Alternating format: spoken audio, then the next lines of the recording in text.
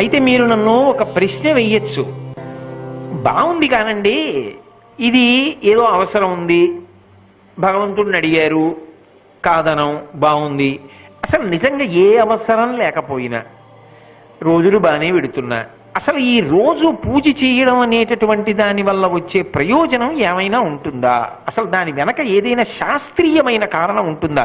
విదురుడు ఎందుకు చెప్పాడు అసలు దైవానికి నమస్కారం చేయమని? నేను మీకు ఒక్క మాట చెప్తా, బాగా గుర్తుపెట్టుకోండి. ఎవరు పూజ చేస్తున్నాడో వాడు లోకము చేత పూజింపబడతాడు. నేనన్న మాట బాగా పట్టుకున్నారా?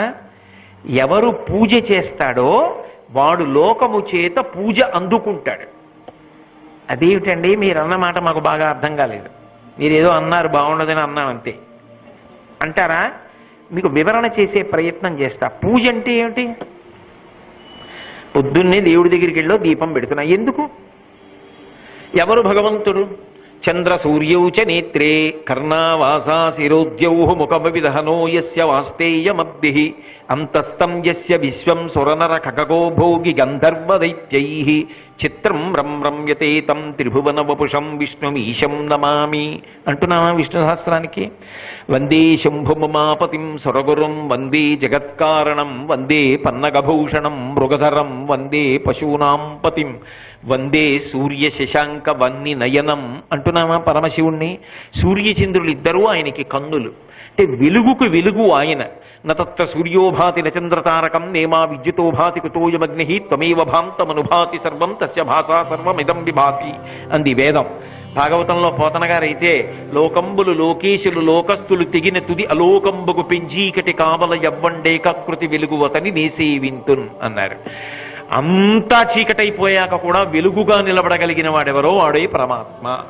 ఆయన స్వరూపమే వెలుగు. మరి వెలుగులకు వెలుగైన వాడికి ఈ దీపం ఎందుకు? ఏమిటి దీపం పెట్టకపోతే ఏమవుతుంది? ఆయనకి కనబడదా, మనకు కనబడదా? పోనీ తెల్లవారుదావునో చీకట్లోనో పూజ చేసావు, దీపం పెట్టావు, నీకు ఉపయోగమేమో, ఆయనకు ఎవడొచ్చి చేస్తున్నాడో ఆయన కనిపెట్టడానికి బాగుంటుందేమో అనుకో. పొద్దున్న 10ంటికి సత్యనారాయణ వ్రతం చేస్తుంటే ముందు దీపం ఎందుకండి? ఏమిటి దానివల్ల ఉపయోగం?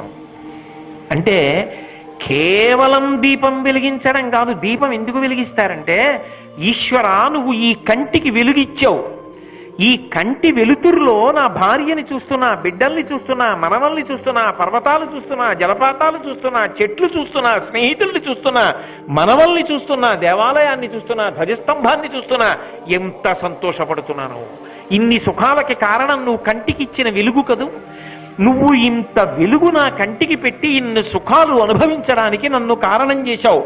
కాబట్టి నీకు నేను కృతజ్ఞతగా, నీకు నేను మళ్ళీ కృతజ్ఞత చెప్పడానికి ఏ వెలుగు నా కంటికి ఇచ్చి నాకు ఇన్ని సుఖాలు ఇచ్చావో ఆ వెలుగుకు ప్రత్యామ్నాయంగా ఒక దీపం పెట్టి కృతజ్ఞత చెప్తున్నాను.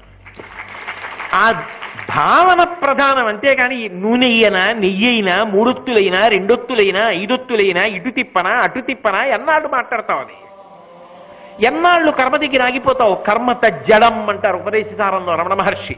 మంచిదే, మొదట తెలుసుకో. ఏదో సాధ్యం త్రివర్తి సంయుక్తం 3 ఒత్తులను అందులోనే చెప్పారుగా. ఇంకా ఎవరైనా ఎప్పుడైనా ఏమండి మీకు ఏమైనా అడుగుతారా అడగండి అంటే, దీపంలో ఎన్ని ఒత్తులు వేయాలండి? బతికున్నంత కాలం అదే. ఇంకా ఏం పొయ్యొచ్చండి? ఎటు తిప్పి పెట్టాలండి? అసలు ఎందుకు పెడుతున్నావు తెలుసుకో. కృతజ్ఞత చెప్పడానికి పెడుతున్నావు. బ్రహ్మగ్నే చ సురాపే చ చౌరే భగ్నవ్రతే దదా నిష్కృతిర్విహితా సిద్భి కృతజ్ఞో నాస్తి నిష్కృతి అంటారు కిష్కింధకాండలో లక్ష్మణస్వామి రాముడితో మాట్లాడుతూ. ఎవరికైనా నిష్కృతి ఉందేమో కానీ ఉపకారం పొంది కృతజ్ఞత చెప్పని వాడికి నిష్కృతి లేదు. అయినప్పుడు భగవంతుడు ఈ కంటికి వెలుగిచ్చాడు, ఆయన ఉన్నాడు, ఈ కంటిని పెట్టినవాడు వాడు. ఆయన లేకుండా ఈ కన్ను రాదుగా. నేను ఇంటికి వెళ్ళేటప్పటికి చపాతీ ఉంటే ఖచ్చితంగా ఎవరో పెట్టారుగా, నా భార్య ఊళ్ళో లేకపోతే. అలా ఈ కన్ను పెట్టినవాడు ఒకడు ఉండాలి కదా. ఈ కన్ను పెట్టినవాడు ఒకడు ఉన్నాడు, వాడిని భగవంతుడు అని నేను పిలుస్తున్నాను. వాడు నాకు రాత్రి బడలిపోతే కన్ను నిద్రాకాలిక సుఖం ఇచ్చేటప్పటికి తెల్లవారేటప్పటికి మళ్ళీ కంటికి శక్తినిచ్చాడు. కాబట్టి దీపం పెట్టి కృతజ్ఞత చెప్తున్నాను. వాడు నాలుకనిచ్చి నాలుక మీద రసాంకురములు పెట్టాడు. నాలుక మీద ఏదైనా పెట్టగానే రుచి తెలుస్తుంది. అంతేకాదు, వెంటనే నాలుకలోంచి దవడలలోంచి లాలాజనము ఉత్పత్తి అయ్యేటట్టుగా చేశాడు. అందులో జిగురుగా ఉండేటటువంటి మ్యూకస్ టైలిన్ అనబడేటటువంటి 2 పదార్థములు ఉత్పాదనమవుతాయి. ఆ మ్యూకస్ ఏం చేస్తుందంటే సూక్ష్మ క్రిములను చంపేస్తుంది. టైలిన్ ఏం చేస్తుందంటే జిగురుగా ఉండి కంఠంలోంచి కడుపులోకి పదార్థం జారిపోవడానికి ఉపకారం చేస్తోంది. ఇవన్నీ నేను 1/4 కిలో తెచ్చుకుని నోట్లో పోసుకున్నాను. అది అవడంలో ఎవడో ఒకడు తయారు చేస్తున్నాడా వీటన్నింటినీ లోపల? వాడెవరున్నాడో, ఎవడు నాకు రుచి తెలిసేటట్టు చేస్తున్నాడో, నేను తెలియక వేడిది తినేస్తే రసాంకురములు కాలిపోతాయి, మళ్ళీ తెల్లవారేటప్పటికి రసాంకురములు పుడతాయి, కొన్ని లక్షల రసాంకురములు ఉంటాయి నాలుక మీద. అటువంటి వాడికి నేను కృతజ్ఞత చెప్పడానికి పరమ ప్రశాంతమైన స్థితిలో నేను ఈ భావనతో ఉన్నాను కాబట్టి సాత్విక పదార్థాన్ని నైవేద్యం పెడతా. ఓ పటికి బెల్లమో, ఓ పండో, ఓ పాలో, ఓ పలహారమో అక్కడ పెట్టి ఈశ్వర స్వీకరించండి అంటున్నాను. అంటే కృతజ్ఞత. ఇప్పుడు మీరు చెప్పండి, ఈ కృతజ్ఞత ఈశ్వరుడి దగ్గర మొదలైంది, అది కిందకెళ్ళింది. చిన్న ఉపకారం చేశాడు ఎవరో, ఆ ఉపకారం చేసిన ఆయన వచ్చాడు. అదేం పెద్ద ఉపకారం ఏం కాదు లోకం దృష్టిలో, చాలా చిన్న ఉపకారం.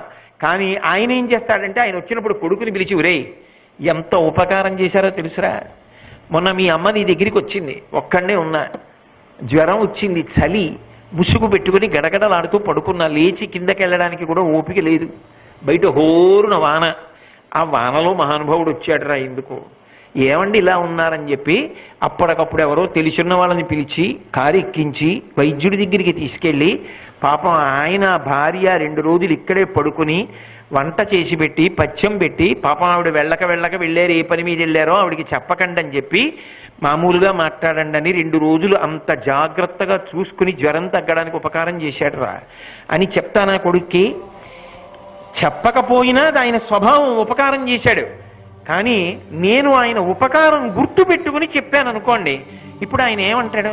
ఏమన్నా ఆయనకి ఇంత చిన్న ఉపకారం చేస్తే అన్ని మాటలు చెప్తారండి బాబోయ్, ఆయనకి ఎంత కృతజ్ఞతో అని 10 మంది నా పట్ల గౌరవం పెంచుకుంటారా పెంచుకోరా? అంటే అందుకోసం చెప్పుకోవడం కాదు, ఎవడికి కృతజ్ఞత ఉన్నదో వాణ్ణి లోకం నమ్మి గౌరవిస్తుందా గౌరవించదా? అయినప్పుడు భగవంతుడికి పూజ చేయడం అంటే కృతజ్ఞతావిష్కారం అయితే, కృతజ్ఞత కలిగిన వాడిని లోకం పూజిస్తుందని పూజించిన వాడు పూజింపబడతాడని నేనంటే తప్పెందుకైంది? పూజ చేసిన వాడు పూజలు అందుకుంటాడన్న మాట నేను చెప్పింది యథార్థమా కాదా? యథార్థమేగా. కాబట్టి ఇది నీకు సద్గుణముగా ప్రవర్తించాలి అంటే నువ్వు భగవంతుణ్ణి పూజించడం నీకు రావాలి. ఆ తర్వాత ఎవరు చిన్న ఉపకారం చేసినా వాళ్ళ పట్ల నీకు మర్యాదతో కృతజ్ఞతతో గౌరవించడం అలవాటు అవుతుంది. దానివల్ల ఏమవుతుంది?